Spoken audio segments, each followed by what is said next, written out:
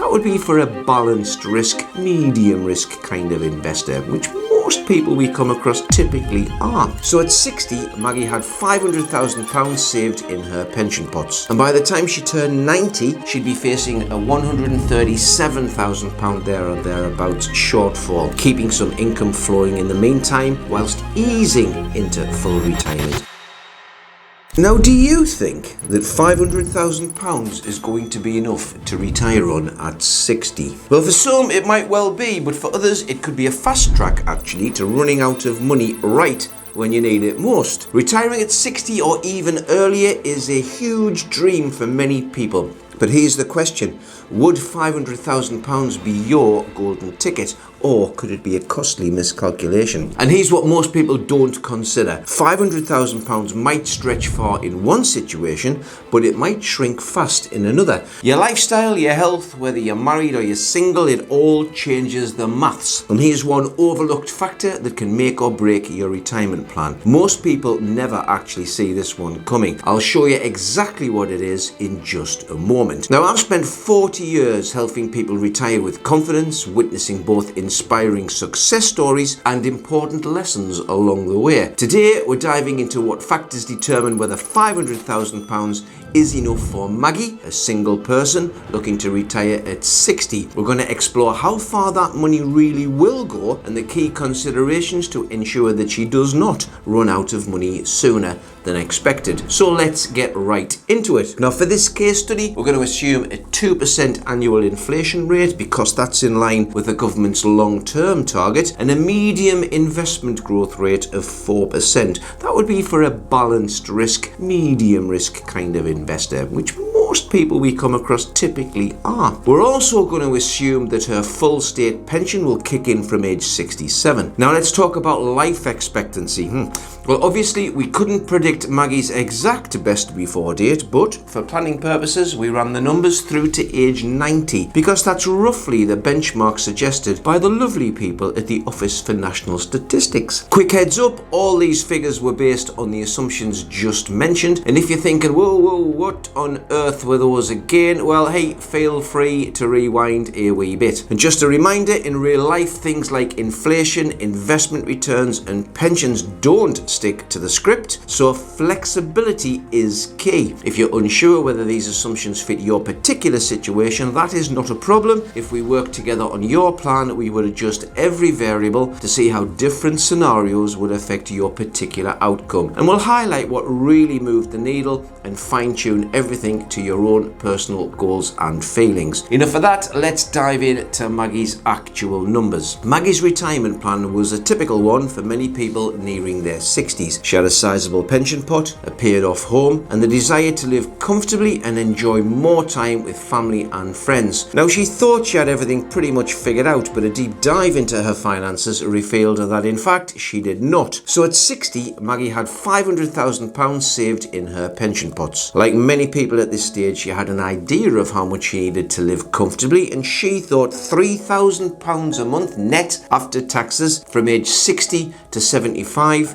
would be okay, followed by a reduced income of £2,250 after taxes from 75 onwards, because she honestly expected that she would slow down a wee bit by that point. She wouldn't be bungee jumping quite so often. Now, in theory, with some basic mental arithmetic, it did look pretty good. She owned her home outright, and after the age of 67, she expected to receive the full state pension. Fabulous. She planned to spend her retirement years traveling, visiting family and friends, and in particular, spoiling her 3 grandchildren. But when we ran the numbers with a standard inflation rate of 2%, as I've said, and investment growth of 4%, the results were a wee bit worrying. By 79, well, the Magster would run out of money entirely. And by the time she turned 90, she'd be facing a £137,000 there or thereabouts shortfall. Well, this was a wake-up call for her, and for anyone else with similar assumptions about retirement, in fact. But not all was lost, of course it wasn't, because we sat down with Maggie, we went through a thorough deep dive into her options. So when Maggie first came to us, she had 5 separate pension pots from various jobs she'd had over the years. Now that's very, very typical. Anywhere from 3 to 12, I think I've seen relatively recently. Now these pots were scattered across different providers, made it really hard to keep track of how her money was performing in particular, and of course what fees she was paying. An administrative nightmare, you might say. And this is a really common issue for many people. Pension pots tend to multiply as careers progress, and it's easy to lose track of where everything actually is. Managing multiple pots can be very confusing, it's very time consuming, and it's often expensive. And I might also say at the point where you come to access your pensions, it's nigh on impossible to get your spending patterns right, and particularly your tax efficiency. So we helped Maggie consolidate her pensions into one modern manageable pot. The benefits of consolidation are significant, folks. Maggie had much better control over her pension savings, she had slightly reduced fees, and she can choose much better investment options, or rather we can recommend them to her, which is our job, let's face it. Now pension consolidation isn't always the right move for everybody, and it's quite easy to shoot yourself in the foot, especially if some of your old pensions have valuable guarantees. But for Maggie, consolidating gave her a clearer view of her finances and put her on a more direct path to retirement, and there were no obvious reasons why she shouldn't do it, which is something we always check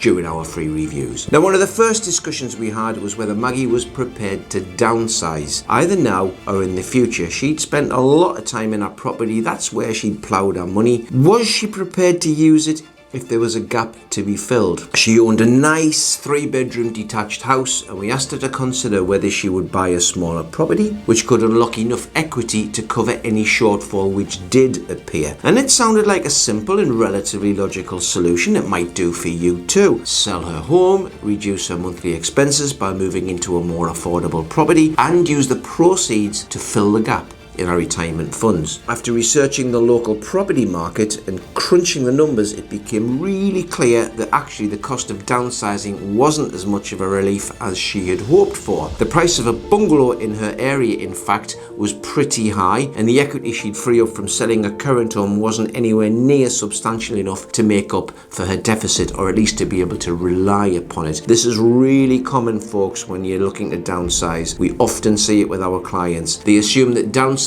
will automatically be the answer, and they don't really worry about any potential shortfall because we've got our house. But the reality can be very, very different. If you're planning to downsize to ease your retirement, and instead of saying downsize, I'm going to say if you're planning to use your property differently to ease your retirement, well, it's essential to research local market conditions and ultimately make sure you've got a property plan that works. So with downsizing off the table, we next looked at equity release, which would allow Maggie to borrow against the value of her home without the need to move out or sell it. Now, this solution could have filled the gap in her finances, providing an additional stream of income to cover her retirement expenses. And in this day and age, modern equity relief plans are regulated, and there's a lot of hoops to jump through before we can say that it's okay for you. But in any event, with Maggie, she just wasn't comfortable with that particular idea. She didn't want to take on any additional debt or potentially deplete the value of her home for her children's inheritance. That was really what she wanted to keep that property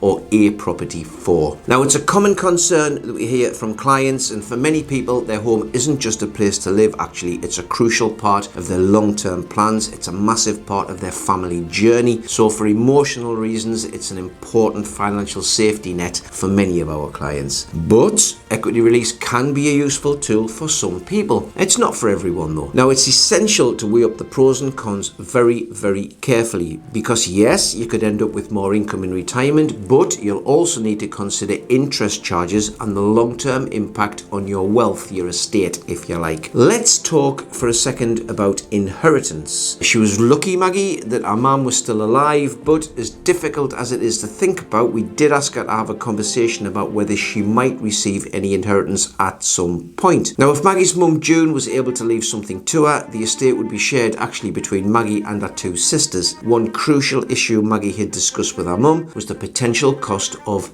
healthcare, long-term care, in fact. Given that Maggie and her sisters live a long way from June, it was highly likely actually that she would eventually need to move into a care home if her health failed her, and of course we never really know whether that's going to impact us or not. So considering this, Maggie decided not to include any potential inheritance because her focus was on ensuring her mum had the necessary care she needed, whatever the cost, and actually any inheritance would be secondary to that particular concern. So we excluded that from our plans. Right, now we're going to talk a little bit about the fact that many people aren't actually completely ready to stop work entirely. That's called a phased retirement, and that would actually allow Maggie in this instance to gradually reduce her working hours over a few years, keeping some income flowing in the meantime whilst easing into full retirement. This could actually have been a really good option for Maggie because it would have given her more time to save, possibly alleviating some of her financial concerns and ultimately helping her to bridge her funding gap. However, after discussing her priorities, it actually became very clear that this wasn't the right option for Maggie. She didn't want to wait any longer to start enjoying her retirement. She wanted to spend time with her grandchildren. She wanted to travel. They were her top priorities while she was still in great health. And to be honest, she was fed up of working. Okay, it happens. Now for some, phased retirement can be a great solution though, especially if they enjoy their work or they just enjoy doing some work and they want to ease into retirement and still stay active mentally and physically. But for others like Maggie, it might not make sense and they might just want to call it a day and hang up those work boots, and that's fine if it's possible. It's a matter of lifestyle, personal preferences, and to be honest, a phased retirement can help you save a little more, but it's not always the path to the freedom that many people crave in their retirement years. It is important to think about getting retired whilst you're healthy enough to actually really enjoy it. Okay, so what else could she do? Well, next on the list, we talked about the fact that Maggie was close to retirement, but she was still working, and she had the ability, therefore, to contribute more to her pension if she chose to. So one option we explored was to make larger contributions before she officially retired. By doing this, Maggie could pay less tax. If she did salary sacrifice, she'd pay a bit less national insurance, and depending on the size of the contributions and where they came from, she could possibly even get some tax back from HMRC, but overall it would increase the size of her pension pot before she retired. Now this is an option that many people completely overlook when they're planning for retirement, but it's so powerful. The more you can contribute while you're still working, the bigger the nest egg you'll have at the point where you hang up those boots. Now, unfortunately, in Maggie's case, she felt it was much more important to have enough disposable income to really push the boat out in life today, as opposed to focusing on her future self. That was great for her, and that's what she decided. But if you're still working and you have more disposable income than you really need, please think very carefully about paying that extra into a pension, especially if you're building cash you aren't likely to need, because it'll probably be languishing in a building society somewhere, earning a pittance in interest, and you're probably paying tax on it if you haven't done a cash ISA. Enough of that. Every little bit helps, folks. Every bit, especially the closer you are to retirement. Well, another crucial aspect of Maggie's plan was how her investments were being managed. Now, before she came to us, her pensions were in several funds which were just plodding along like that. Now, like pensions themselves, not all investments were created equal, and it's absolutely vital to deploy a strategy which has an excellent chance of success. And if all investments were the same, there may as well just be the one, right? But there are not. In fact, and for example, one of the main pension providers we use has access to over, wait for it, over 6,000 individual investment funds. Of course, we don't use them all, but it's one of the reasons why we love it, because as the world changes, we need to be able to look through the list of funds that we've got available, pick the top of the pops, so to speak, and switch the funds we include in our investment strategies and portfolios. So for us, choice is absolutely vital when it comes to getting the best opportunities to sweat your funds. That's not just in the short term. It's about when the world changes and evolves, but it's definitely about long term and getting the best long term results. Time is on your side when it comes to investing. So we recommended an investment strategy to Maggie, which was tailored to her based on a balanced risk profile, which is what she came out when we asked her comprehensive list of questions. This wasn't an overly aggressive approach by any means, but it was enough to aim for steady growth in our portfolio. Now, in our webinars, which you can access using the links below, we often talk about making every penny work as hard as possible. For Maggie, Maggie, having an expert eye on her investments and ensuring they're matched her goals will deliver better diversification, and it'll give a greater opportunity for better outcomes. Though of course nothing in this world is certain except death and taxes, but generally the more effort you put into something, the better the outcomes. Life, your work life, your relationships, your retirement planning, they will all benefit from more focus and effort, one would expect. So after evaluating all of these options, we took another look at Maggie's income needs. Now initially, she was adamant that she needed £3,000 a month to live comfortably. But after a detailed discussion and a bit of common sense about our lifestyle, our goals and our expenses and the reality of the situation, she decided to sacrifice her income expectations a little bit to give her a bit more comfort that she would have enough in her pot long term. And in her own words, she decided she would cut her cloth according to her means. I remember me gran saying that. By adjusting her monthly income to £2,600 from the age 60 to 75 and then £1,900 after age 75, Maggie's plan suddenly became far more sustainable. This small shift in expectations made a big difference. Her projected retirement fund now lasted well into her 90s with an £18,000 surplus by age 90. And of course, we've used what we consider to be quite a conservative investment return of 4% for a balanced investor. So with good management, good investments and a fair wind, we'd expect that average return to be higher, making her safer still. So many people, just like Maggie, they do overestimate their income needs in retirement. It's actually really easy to assume that you need the same amount or more later in life. It might actually feel safe doing that, but often the reality is that our needs change as we age, and planning to get more is actually not perhaps the safest option. As priorities shift and we become less active, our expenses often decrease. Reviewing your monthly income is a critical part of making sure your retirement savings last. Not every year is going to be the same. You might do a year where you have a massive holiday and others you might just go to Margate. Maggie's story highlights the importance of flexibility and careful planning and thought when it comes to retirement. The right solution isn't always the obvious one. So whether it's downsizing, it's equity release, it's thinking about your inheritance, is it thinking about your income needs, there's not a one-size-fits-all approach to retirement, and there never will be. For Maggie, exploring all her options, pension consolidation, boosting contributions, adjusting her income, rethinking her investment strategy, that all helped her build a clear plan that worked for her specific needs and goals. And she was happy